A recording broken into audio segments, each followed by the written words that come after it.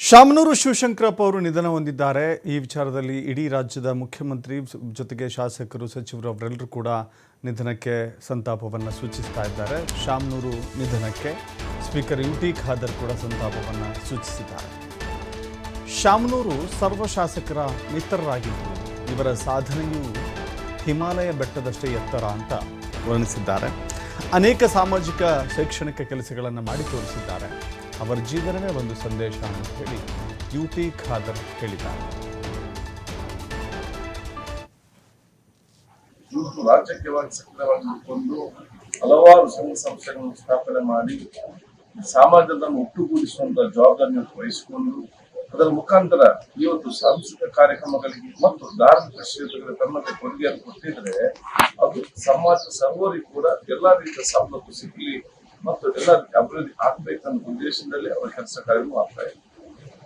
ನನ್ನ ತಂದೆ ಅತ್ಯಂತ ಆತ್ಮೀಯರಾಗಿದ್ರು. ನಾನು ಅತ್ಯಂತ ಗೌರವಿಸ್ತಿದ್ದೆ.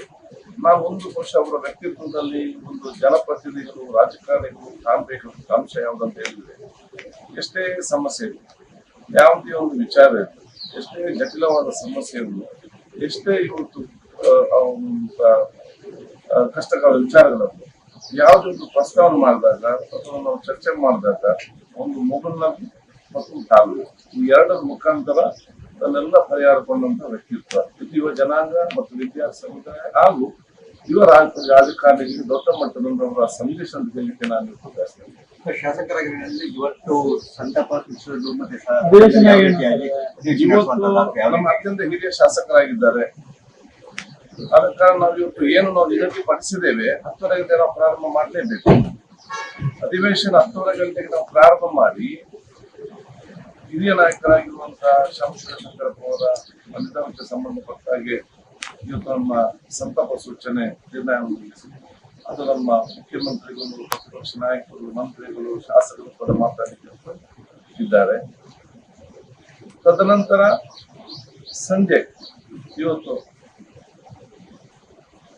ಅಂತಿಮ ಸಂಸ್ಕಾರಕ್ಕೆ ಭಾಗವಹಿಸಲಿಕ್ಕೆ ಎಲ್ಲ ಹಿರಿಯ ನಾಯಕರು, ಜನಪ್ರತಿನಿಧಿಗಳು, ಶಾಸಕರು ಭಾಗವಹಿಸುವಂತ ಇಚ್ಛೆ ಇದ್ದ ಕಾರಣ ನಿಗದಿತ ಸಮಯದಲ್ಲಿ ಅದನ್ನು ಮುಗಿಸಿ ಅಲ್ಲಿ ಹೋಗುವಂತ ಅವಕಾಶ ಮಾಡಲಾಗ್ತದೆ.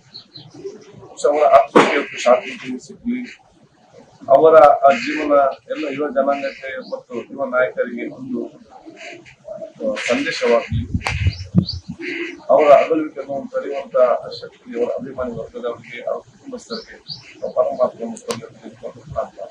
24ನೇ ವಯಸ್ಸಿನಲ್ಲಿಯೂ ಕೂಡ ಇವರು ರಾಜಕೀಯವಾಗಿ ಸಕ್ರಿಯವಾಗಿ ಇಟ್ಕೊಂಡು ಹಲವಾರು ಸಂಘ ಸಂಸ್ಥೆಗಳನ್ನು ಸ್ಥಾಪನೆ ಮಾಡಿ ಸಮಾಜವನ್ನು ಒಟ್ಟುಗೂಡಿಸುವಂತಹ ಜವಾಬ್ದಾರಿಯನ್ನು ವಹಿಸಿದ್ದಾರೆ.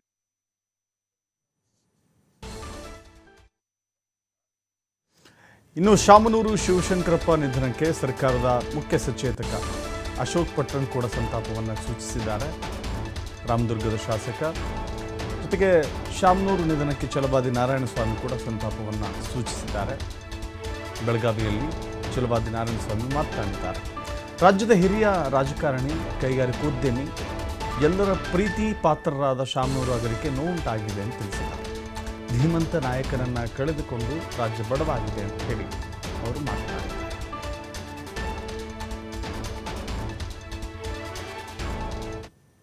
ರಾಜ್ಯಕ್ಕೆ ಭಾಳ ನಷ್ಟ ಉಂಟಾಗಿದೆ ಅಂತ ನಾನು ಹೇಳಿ ಬಯಸ್ತೀನಿ.